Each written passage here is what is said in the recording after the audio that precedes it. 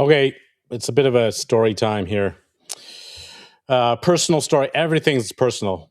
Frankly, every story I tell you has somebody attached to it in my life that I know personally. This one's an interesting one. This was some 16, 17 years ago.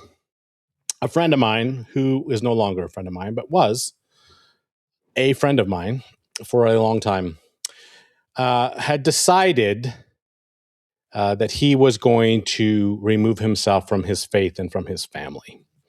And it was going to be deliberate and intentional, and he knew full well what he was doing.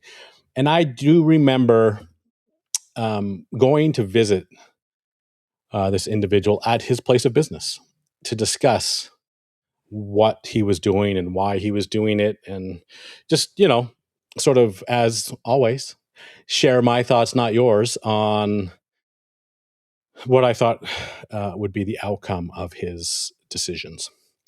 And we had a very amicable and positive, I thought, conversation and left on good terms. But the one thing that he said to me that I will never forget, he said to me, Bob, all that really matters is that my children are kind and that they're nice to old people. And he said it, half jokingly, half sincerely, that life wasn't that serious and that I should, maybe, turn it down a notch.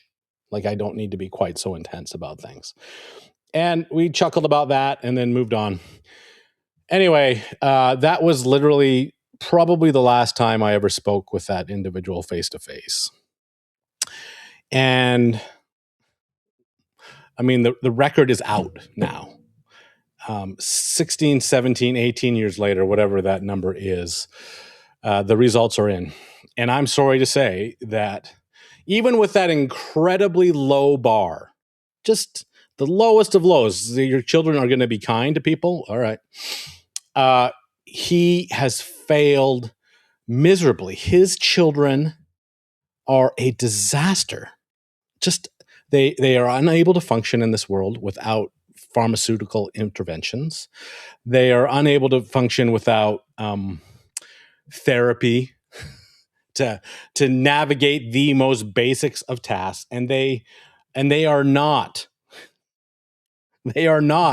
kind, nor are they nice to old people.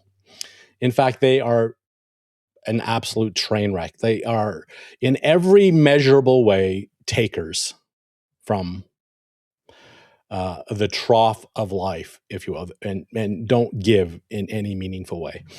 And what do you think is going to happen when you remove your faith and your family from your life?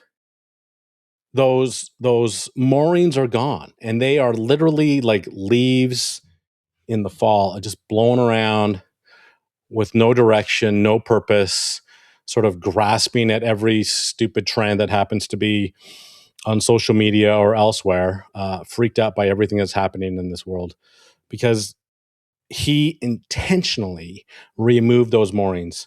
It reminded me of that. You've all heard of the kite analogy, where the kite that you're playing with is, hundreds of feet in the air, and you can control it, and it's, up there, it's beautiful, it's wonderful, blah blah blah blah blah. And yet the thing that's restricting it, the string, appears to be, holding the kite back.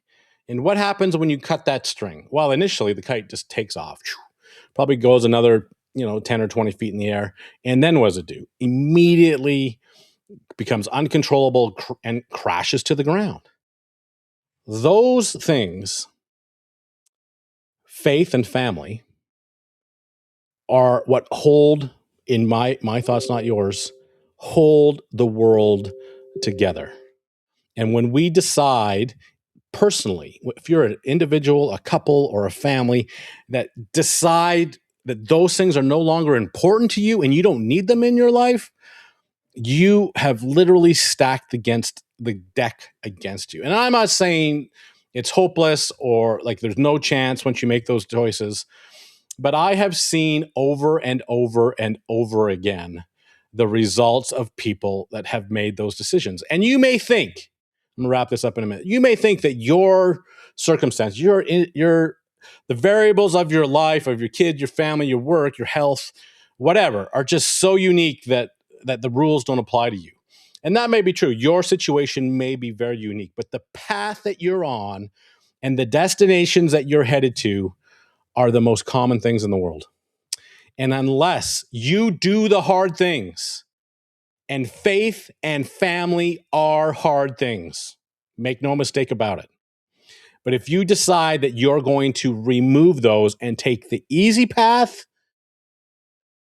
then you're gonna be like that kite, and you are going to crash miserably to the ground because you have nothing to help you navigate the winds of this life.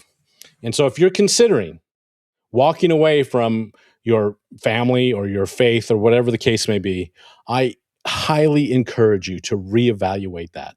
That doesn't mean they need to be your best friends or that you need to visit them every, weekend or go on outings, but you should have an amicable relationship with those that you consider family, whether they're part of your faith family or your actual family. Um, in order to weather those storms, it is a needed commodity, much more than orange juice or whatever, whatever. Those are needed. And if you intentionally go about removing those, you as it says, you will be blown about by every single trend, doctrine, opinion that there is out there. I wish you luck in your navigations. It's a stressful life out there. Everybody knows it. And you know, as usual, those are my thoughts, not yours. I wish you luck. And I don't, for my little friend there, um, he now has to put his head in the sand and shrug his shoulders and go, well, kids are going to be kids. No, they're not, man. You had the chance to be a guide and a mentor and someone to help them navigate the craziness of life. And you just said, no, man, you be you. We're going to be best friends and we're going to do cool things and we're going to be awesome. And that worked for a couple of years. And now it's a total freaking train wreck. My thoughts, not yours. Have a fabulous day out there. Decide what's important and stick to it. I'm telling you, faith and family is important. My thoughts, not yours.